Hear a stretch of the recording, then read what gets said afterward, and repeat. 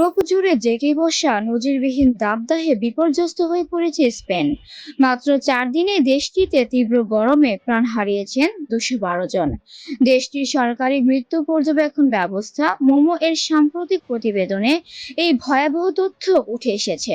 বিস্তারিত ডেস্ক প্রতিবেদনে। গত রবিবার থেকে বুধবার এই 4 দিনের মধ্যে দেশটিতে এসব মানুষ মারা গেছেন বলে জানিয়েছেন দেশটির সরকারি সংস্থা।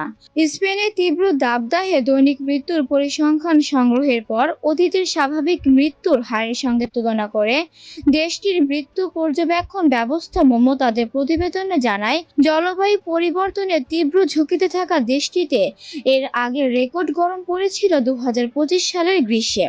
ওই বছরের জুন মাসের একই সময়ে অতিরিক্ত 98 জনের প্রাণহানি ঘটেছিল।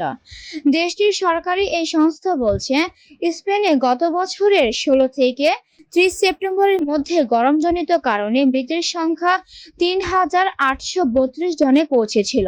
এই সংখ্যা 2024 সালের একই সময়ের তুলনায় 87.6% বেশি। চলতি সপ্তাহে স্পেনের মূল ভূখণ্ডে জুনের ইতিহাসে 1950 সালের পর থেকে সর্বোচ্চ দৈনিক গড় তাপমাত্রা রেকর্ড করা হয়েছে। গত সোমবার গড় তাপমাত্রা ছিল 28.8 ডিগ্রি সেলসিয়াস এবং মঙ্গলবার তা দাঁড়ায় 28.17 ডিগ্রি সেলসিয়াসে। এমনকি এই দুদিন 1950 সালের পর থেকে জুনের সর্বোচ্চ গড় সর্বনিম্ন তাপমাত্রা রেকর্ডও ভেঙেছে।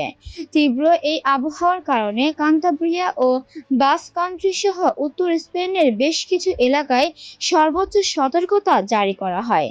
সাধারণত এসব অঞ্চলে তীব্র গরম পড়ে না, তবে এবার সেখানে তাপমাত্রা 40 ডিগ্রি সেলসিয়াস ছাড়িয়ে গেছে।